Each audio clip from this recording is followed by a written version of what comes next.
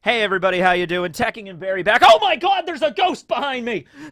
How long has that thing been there? Guys, can you see it? Am I the only one that sees the ghost? Oh, specter from the great beyond, please forgive me. I'm sorry. I'm sorry about all the jokes I made about Ace's death. It was so tragic. You know, just because Akainu made a donut out of Ace, you know, a hole in the ace, you get it. Okay, I'm sorry. Please, great spirit, leave me be. All right, that was an intro segment, I guess. I had another one planned. I was gonna do these really bad leopard jokes because we're talking about Lucci versus Zoro, but you know I saw a ghost behind me, so that was the thing that kind of took center stage right there. Okay, I'll read one of the leopard jokes. Okay, and then we'll get into the video. All right. Okay, why are panthers stealthier than leopards? Because they're never spotted. Yeah, okay. I have a few more of them. Maybe I'll read them throughout the video. We'll see where they go. It's like when I did Karasu's video, and periodically throughout the video, I would give really bad crow jokes. You know, it's just how it is. Okay. So, Zoro versus Lucci. This is a fight. This is an interesting matchup. It doesn't matter. It doesn't matter in the slightest. You know, Luffy's over here in Gear 5th clashing with an admiral, like Lucci versus Zoro. I mean, that's a nice little, that's like a warm-up sort of thing, you know. That's like the headliner, or you know, like the you know, like in wrestling, you know, they don't start with the big wrestling. They have other matches before that, before they get to the big names. You know what I mean? That's kind of like what Zoro is doing right now. Zoro's not even taking this seriously. We saw this in the last chapter. Zoro hasn't even put his bandana on yet. This is Rob Lucci. This was the main villain 2 years ago at Enies Lobby. You know, Luffy had to take him down, and Luffy, dude, I'll say this. That final clash against Lucci is probably in like my top 5 like favorite One Piece moments ever, where Luffy is like about to fall down, he's about to collapse, but he musters one more gear second. Luffy just remembers everything. He remembers the I wanna live and everything like that, and he uses the Gatling, and just that scream, and the scream in both the Japanese and the English dub, the actresses do a phenomenal job of it, and it's like just destroyed their throat probably, but just like Luffy just screaming as he's just pummeling the crap out of Lucci, slammed into a wall, and then he wins. And he doesn't even, I mean, he wins, but Luffy like collapses at the end, and Usopp has to help him and stuff, and it's just like, oh my god, this was an intense fight. And now here we are several hundred chapters later, where Lucci is back, and he's even stronger now. He's got an awakened zone, and he's pretty fast and everything, but like now, like Luffy can beat him no problem in Gear 5th. You know, it's not even a big deal. It's just Luffy goes Gear 5th, and it's just running circles around Lucci, and then it's Zoro versus Lucci, and even Zoro is kind of just like he's using 3 swords. He is using Enma and everything like that, but he's not with the bandana. He's not taking this just like this is a battle to the death. You know, this is more of just like a, hey, I can see from Zoro's perspective, because Zoro probably, like, Luffy understands what it is to be a Yonko. I don't want to say that. I don't want to say that, like, Luffy's just like, oh, we're emperors now. Okay, whatever. No. Luffy understands the level and status that he has now achieved, okay? He understands what that means to the world, okay? Zoro might be one that takes it slightly more seriously, though, because he's under the regard of, like, okay, well, Luffy's an emperor. That means I'm a Yonko commander. I'm like King, except stronger. So I'm going to make sure, like, you can't just run up and fight Luffy. That's not how this works, okay? We're a Yonko crew. You gotta go through the lower, like, floors before you get to the CEO, you know what I mean? You gotta go through the managers first, all right? You gotta do this. There's an order of operations to this now, okay? You just can't, as Marco said, Marco put it best when, at Marineford, when Kizaru decided just to fly right in and attack Whitebeard, Marco blocked him, and he was like, you can't just go for the king right away, man. That's not how this game works. Chess, that's a good parallel.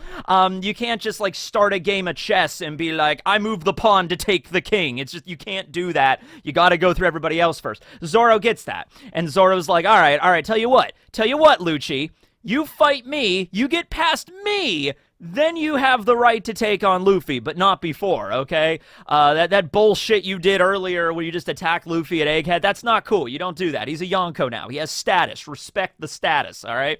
And Lucci, his reaction was kind of like, I think he's a smart guy, but he's not going to admit that, like, Luffy is way stronger than him, okay? The best way Lucci's going to describe that, by the way, that's kind of annoying. Can we just pause for a moment and just acknowledge that we have Rob Lucci as one of the main villains of One Piece, and then Luffy as the protagonist, Luffy versus Lucci? Has that ever, like, tongue-tied somebody before? Because it happens to me all the time. But anyway, Lucci will admit, though, he's like, well, I suppose taking the number 2 head of a Yonko crew is sufficient enough. It's good enough. That's basically Lucci's way of saying, I have no way of beating Luffy. Luffy's way too powerful. I can't beat him. But I'm not going to admit that I can't beat him. I'm not going to say, like, well, I tried fighting your captain and he kicked the shit out of my leopard ass. So therefore, I guess I gotta take you on, Zoro. You know, no, it's nothing like that. It's just like, I mean, it is that. It's just, he's not gonna say that. So he's like, all right, sure, we'll fight. Why not? All right. I made a video a little while ago about Lucci, more specifically, just talking about his character and stuff, and how, you know, he decided to stay on the side of the government. So I'm not going to go into whole that thing. I made a whole video about that, about the CP9 independent report and his relationship with the other members of Cypher Pole Zero that used to be members of CP9, and how they're a family, and maybe this has something to do with, like, them trying to leave, but then they just couldn't make it in the civilian sector, and they just ended up back in the government. But that was another discussion. So more specifically, the fight here. So one thing that Lucci has going for him, that's like his main thing, because he is a leopard. He has the ferocity of a carnivore, as Chopper said during Water 7. You know, carnivores that are zones, they're a little bit more, you know, primal, and they kind of lose themselves in bloodlust. And we've sort of seen that with Lucci. Lucci, even as, like, this very stoic, very professional assassin hitman guy, that's what he is. Every now and then, he'll get very, like, oh, I want to fight you, which doesn't seem very appropriate for, like, you know, you are a trained assassin of Cypher Pole 9. You go where we point you. You don't go off and just be like, I want to murder, because murder, you know. That doesn't seem to be, like, the way they should be trained, and they're not. But because Lucci has that zone, it's sort of like the beast in him is just like, oh, I must taste the blood of Luffy. You know, it's that kind of stuff going on. So you got that rolling with him, but more specifically than that, you got speed, because, you know, that's the whole thing. Like, big cats, you know, you got leopards, you got cheetahs. Here's another joke for you, by the way. Why did the zoo animals not want to play games with the leopard? Because they thought he was a cheetah. That one I actually like, because I've confused Lucci's zone with a cheetah so many times. Every time I go to talk about Lucci, I have to stop for a moment and think, like, okay, what cat is he again? Is he a leopard, or is he a cheetah? And I have to double check. No, he's a leopard. He is a leopard. Confirmed, 100%. Wait, hold on.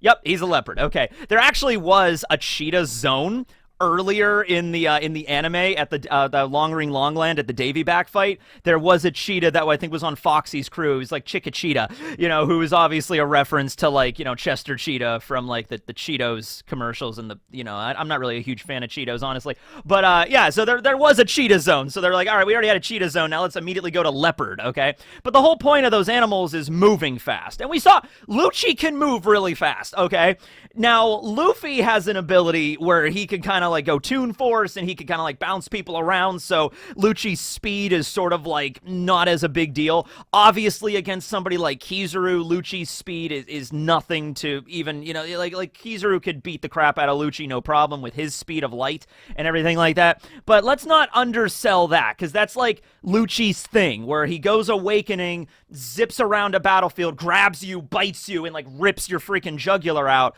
Like Lucci would be able to take out most people, all right, with that, all right? And also, same thing with Kaku and his awakened giraffe. By the way, we're going to get back to Kaku later. I want to get back to him. But we have Lucci's awakened form, right? And in the last chapter, we actually saw a different form of it. At least I thought it was different. Might have just been the different perspective and everything like that. But we saw Lucci in, like, a much bulkier form of his awakening. Meanwhile, when we saw him the first time fight against Luffy earlier in the arc, he was more streamlined. And so that makes sense, because Lucci is a master of the 6 powers, and therefore There's a subset of Kamiye, the paper body. There's a subset of that of life return. And we saw Kumadori display that, but Lucci's like the master of all 6 powers, so he has all the same abilities that they all have in one body, basically, right? I think he also used, you know when Blue No was fighting Luffy, and Blue No used that, like, this is my strongest Tech-Eye. Tech-Eye, go! You know, and then Luffy hits him with the bazooka, and he still goes down, you know? So I think Lucci can do that, too. I think all the abilities that Cypher Pull 9 had, like the go and life return, he can do, too. So when he was fighting Luffy, he used life return to, like, make himself, like, more slim, because his basic hybrid form as a leopard is, like, this big, bulky dude, right? And just destroys you with just overwhelming physical force. But he can make himself slim down, still retaining the muscle power, but also just makes him more easier to move around, right? So, you know, I don't think Oda's going to focus on the Zoro-Lucci fight all that much. I would actually really enjoy it because it's like, all right, here's a previous main antagonist now fighting against Zoro. So we're kind of like going down the line here of like, this would be like if Magellan came back, but he fought against Sanji. Like, I would buy tickets for that fight. Arlong comes back and Nami fights him. Like, oh man, I would love that shit. I would love to see Nami electrocute the crap out of Arlong. All right, that would be really cool to like focus on that a little bit there. So, you know, I think more than likely this is just going to be a thing. This is going to be the way that, honestly, why Zoro's not going to get involved. That's, I think, what Oda's going for here. We might be rolling back the clock back to the East Blue days, where Zoro always has to be incapacitated in some way. He has to get stabbed by Buggy and get knocked out, or he can't climb up an oil-soaked cliff or something. They did something similar in the live action, in episode 3 of the live action, where they're in Kaya's mansion, and then Sham goes up with the bottle and like knocks Zoro out and throws him in a well. You know, and if anybody is just like, oh, that doesn't make sense, he's Zoro. Like, no, that shit happens to Zoro all the time in the early story. So this is the same thing, except it's a little bit, Oda has to raise the stakes a little bit because you obviously can't just have Zoro get knocked out by a wine bottle at this point in the story. So we have all this stuff going down in the fabrication sphere. We have the Pacifista Mark IIIs. We have St. J. Garcia Saturn. I made a video about him a couple days ago where he's going to order for them all to work, you know, on the government side, and the Vegapunks can't override it. So shit's about to get live down in the fabrication sphere. Luffy's there. He just got like tanked a laser shot in the face. He ate it, right? So Oda had to figure out a way. So like, oh wait, we can't have Luffy and Zoro and Sanji and Frankie like all go down at once and deal with this threat because it might get solved a little bit too quickly.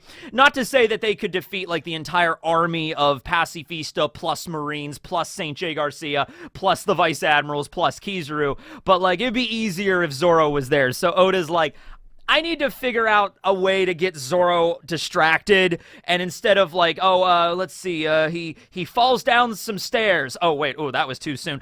It's the ghost of Kuina! Ah. It's just like, okay. Kuina, by the way, okay, well, I have you here, Kuina. How did you die? Because it's a little bit confusing. You know, did you fall down some stairs? Did you get defeated by a rival, you know, sword master from another village that was never mentioned? Are you even dead? Are you even a ghost? You know, I don't know, man. This is a very rare opportunity we have here. Okay. But no, yeah, Zoro can't just do that. So it's like, oh yeah, we'll send Rob Lucci. Rob Lucci, remember him? The dude that was the main antagonist in Eni's lobby? We're gonna use him as just a vehicle to get Zoro distracted. Like that's what we're gonna utilize here for Lucci. That is what Lucci has become now. He is the Zoro distraction trope. That is that. All right. So yeah, it's a fight. I you know what? Honestly though, what Oda could also do. Not a whole chapter focused on just their fight, but I would like to see maybe some flashbacks, you know, and in the same vein of like Kaido, like when Luffy was fighting Kaido near the end, we got like just a couple of panels, like a page or two, really. It doesn't even have to be that long, but of like Kaido's backstory, you know, in the Vodka Kingdom and everything like that, and how he grew up. We could maybe have a moment like that where Zoro's fighting Lucci, and, you know, maybe Lucci uses a technique. He's just like, okay, this is it. I'm using my strongest move against you to try to take you down. Like, Lucci he's desperate at this point because he's been training for 2 years. He knows hockey. He has an awakening. He got his ass kicked by Luffy. So he's like, I am determined to see where I stand now, if I have really become this irrelevant in this story now. So he's gonna bust out his strongest form, like, you know, Leopard Awakening, Roku Ogun, you know, and he uses that. Maybe he uses like a version of Soru to, like, you know, move around Zoro really quick, and so there's like multiple, like there's like copies of him because his speed, right? So it's like Leopard speed plus the Awakening plus Life Return to slim him down plus Soru. Lucci could move so damn fast, he could make, like, clones. Not, like, actual clones. Sort of like, you know, Luffy's moving so fast. Oh, I can't see him. There's clones. You know, those kind of clones, right? Like, after images kind of thing. He could move that fast and then make, like, 5 clones that surround Zoro. Or, like, no, 6 clones. He makes 6 clones, and then they all use Roku Ogun at the same time. Because 6-ring gun, 6 clones. It's like 6 times 6 Roku Ogun. Boom! And they all hit Zoro, like, dead on, and Lucci is like there on the ground, and he's like winded from using that technique, and he's just like, that was the strongest move I had. That was Armament Hockey, Awakening, Life Return, Roku Ogun. That was all of it. You took all of it. And then Zoro, he kind of just gets out, and he's just like holding his swords, and maybe he's bleeding a little bit. He's got like a little trickle coming down like his mouth. He's like bleeding a little bit there. He coughs up some blood. He's like, damn. You still got it, Lucci. You still got it. All right, and then that's when Zoro puts on his bandana. I think I could fight you at full strength now. Lucci's like, shit. And then that's when Zoro just uses his maybe out of respect, he'll be like, you know what? Out of respect, I'll show you Ashura. I'll show you 3,000 worlds just because, you know, you showed me your strongest move. I'll show you mine, you know. Ichidai Sansen Daisen Sakai! And then that just, you know, he doesn't need to do that. That's like overkill, honestly. But like, it's like, hey, you showed me your strongest. I'll show you my strongest. And then boom, cuts him down. Lucci falls. And maybe get a flashback or two of Lucci, like maybe that fills in the gaps a little bit about like what happened from the CP9 independent report to him joining Cypher Pole Zero. Maybe we'll have a moment where a member Joseph, the member of Cypher Pole Zero, maybe Joseph approaches Lucci at some point when they were on the run, and it was just like, hey, we want you to come back into the fold, Lucci. And Lucci looks at him, and the other Cypher Pole 9 agents are like, Lucci, do you want to go back to work for the government, really? And Lucci has to make a decision. And as he's collapsing, maybe he also flashes back to like working at YELLLOW. And he's like, I've had to make a lot of decisions in my life. You know, I could have, maybe Lucci could realize, like, wait a second. All those times I worked undercover, like I was one of the foremen at YELLLOW, and maybe when I was out on my own, you know, all those different missions I did over the years, maybe Lucci could be like, I wonder if I could have just lived a life like that. Like I didn't have to go back to the government. I didn't always have to be an assassin. I wonder if things could have went differently. Oh, well, and it's reminiscent a little bit of Kaku, because Kaku genuinely wanted to be a member of YELLLOW. Kaku really, I don't think, wants to be an assassin anymore, and that's why I don't think, man, I'll tell you what if there's a moment, because he is bubbled. Sanji immediately grabbed the bubble gum and bubbled him and everything like that, but maybe there would be some way for him to escape, because, you know, he's an assassin. Maybe he could figure out some way out of the bubble. Maybe he could, maybe he couldn't. But, like, here's the thing. Even if Kaku figured out a way to escape the bubble, and he went over and saw Lucci fighting Zoro, and he thought to himself, like, I should go help him, because he's, you know, my comrade, Lucci. But then he has a moment where he's like, you know what? You know, it's just like, I think we should just leave. I should just let Zoro take out Lucci, and then maybe just, I can pick him up and leave. And it might be something similar to like when Zoro defeated Kaku at Eni's lobby, and it's just like, hey, you know, oh no, it was Zoro that was like, hey, your boss told me to tell you you're fired, you know, Paulie. And Kaku's like, oh, I see. That sucks. You know, it's like, because he like, if Kaku, perfect world for Kaku, honestly, he quits the government. Well, the government's eventually going to, like, the Tenryubito system and all that's going to collapse with the revolution and everything like that. Kaku might be able to, like, pull a happy 9-to-5 normal job everyman thing after this. You know what I mean? Kaku might be able to go back to Water 7 and apologize to Paulie and all the other foremen there. And he's like, Paulie, Lulu, Tilestone, I'm so sorry. And Tilestone's like, it's okay, Kaku, we forgive you. I love Tilestone, just yells everything. And he's just like, can I go back to working with you guys? It's just, I still know how to be a shipwright. I can't remember what Kaku's specific job was, but he knew his stuff. And so maybe at the end of the story, Kaku becomes, you know, a full-fledged member of YELLLOW. That's his full-time job. And maybe he even finds a family. He gets married. He has some kids in Water 7. Like, that actually is a nice conclusion for Kaku's story. Lucci getting that treatment, I don't see too much. Because let's say that was a situation where they were out on their own, and then the government approached them, and they might have been very forceful about it. The government might have, like, beaten down all the other members of Cypher Pole 9, and we have, like, maybe Kaku and Jabra, because they're pretty strong. They're not beaten down unconscious, but they're really wounded from Cypher Pole 0, and then Lucci's also there, and those are the 3 ones, and it's kind of a thing where the government's like, you have an option. You could try to win this fight, or you could try to run again, but we're always going to find you, or you could come back into the fold and join us. And it was kind of like Kaku kind of glances at Lucci. Kaku's kind of beat up on the ground looking at Lucci, and he's kind of like, Lucci, it's your decision. We can't, I'm beat, Jabra's beat, everybody else is unconscious. It's up to you, Lucci. You have to make this decision on what we're going to do next, and we're going to follow you no matter what. And Lucci kind of just looks back at Kaku, and he looks to the government, and he just says, okay, we're going to join the government again. And Kaku's sort of disappointed in that, like, okay, I guess we can do it, sure. I mean, we've already done it our whole lives. I guess it doesn't matter. But now here's a second opportunity. Here's the second opportunity to be like, Kaku could just leave, or he could change his ways, and he could just be like, you know what? Like, screw the government, you know what I mean? They keep trying to kill us. They keep sending people to exterminate us, for God's sake. They sent the Buster Call. They didn't care we were there, and now they're sending the freaking Marines to destroy the island, and they don't care that we're here, you know what I mean? They don't care, Lucci. Let's just go. Let's leave, you know? And so this might be a moment where Zoro cuts down Lucci, and he approaches him, because Zoro's Luffy won't do the double tap. He won't do the kill shot. Zoro, on the other hand, he might walk over to Lucci's body on the ground, and Lucci's having his little flashback moment. He's like, ugh, and he turns back into a human from his hybrid form, and Zoro's kind of looking down on him, and he knows the kind of guy Lucci is now. Lucci had the option to work on their side, at least until everything was done, but he chose not to. He chose to, like, bide his time.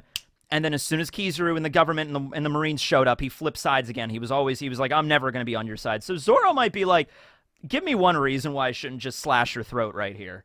You know what I mean? Why I shouldn't just end you, and then we don't have to worry about you anymore. And then that's when Kaku shows up. Kaku arrives. Maybe somebody let him out of the bubble dome. Kaku arrives. He might have even implored some of the, like Edison. Edison's there, maybe. I don't know. Kaku could have been like, listen, I'm telling you, I was no part of this. I didn't know Lucci was going to go do this. I was ready to work on your guys' side until we could get away. All right?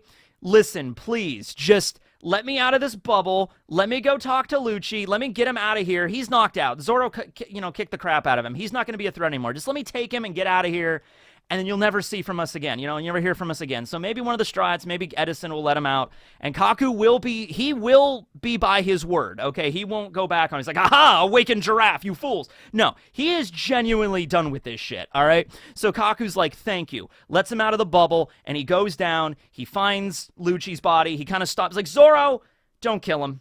Please, just don't. I know he's done a lot of messed up things. I'm not really happy with him either, but like he is quite literally one of the very few family that I actually have. Don't kill him.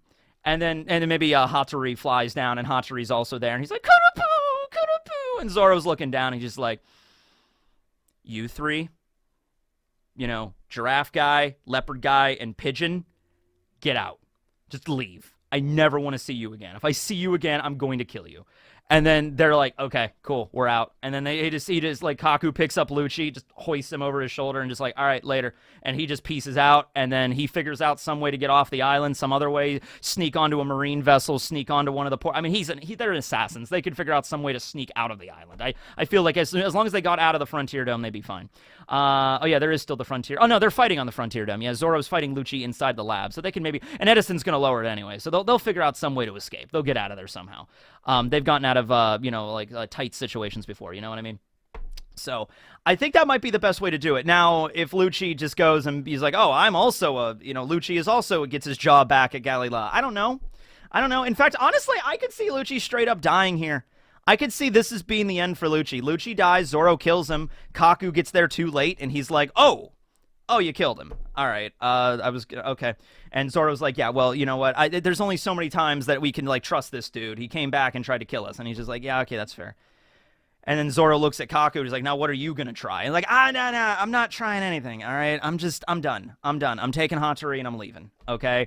And then, that's it. And that's all it is. And he's like, I don't care about Stussy. I don't care about, Vegapunks and the governments and Marines. And I'm done with this. I'm going to go try to get my old job back at Water 7, and if that doesn't work, I guess I'll work at a zoo. I don't know. All right, and then Kaku leaves. But out of all of them, I want Kaku to have a happy ending here. I think Kaku kind of deserves the happy ending, because Kaku didn't try to fight back after, like, they were all, like, after the situation had happened with York.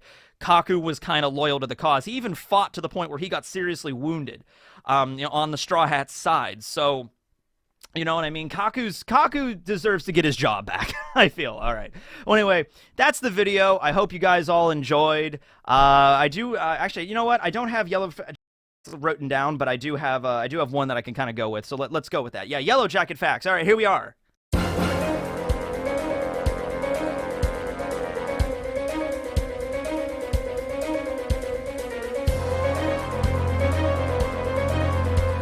All right, Yellow Jacket facts. Okay, so I saw a thing the other day that was basically a chart that was like, oh, this is bees and this is Yellow Jackets, but it was kind of like in a positive light, where it was like, oh, bees pollinate and they're good for the environment, and then it has Yellow Jackets where it also says, oh, they're good for the environment. They eat ticks and various things. And then, so you don't want those kind of animals around, right? Right? Yellow Jackets are good, right? I also saw a meme. I'll try to look it up if I can find it. There's this really nice meme of, like, there's a news article that says Yellow Jackets and wasps can be just as beneficial to the environment if we just give them the chance. And then we see somebody drew, like, a little yellow jacket with fingers, like, tapping on the keyboard. Like, the Yellow Jacket was the one that wrote the article. Like, yes, the Yellow Jackets are good. We're friends to the environment. So those were really funny. Those were really funny to me. But Yellow Jackets, yeah, they do eat and kill certain pests. A lot of like worms and stuff that devour crops. They also eat ticks. But I'm sorry, this isn't good enough for me. It really isn't. If I had to choose in a world where there's ticks or there's Yellow Jackets, I'm picking ticks. I'm sorry. Ticks are fine. They're fine. We can learn to coexist with ticks. Lyme disease, what the hell's that? All right, at least ticks can't fly.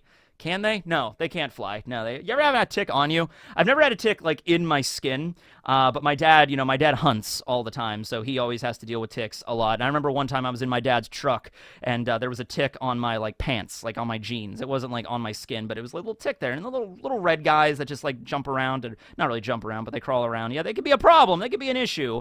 They actually make little things you can buy where it's, like, a little, like, tick remover thing that you can just, like, attach and just, like, take it out. You're not supposed to just rip them right out of your skin. I've thankfully never had one on me. But yeah, if it's a choice between that or Yellow Jackets, I'll go with the ticks. I'll go ticks. It's fine.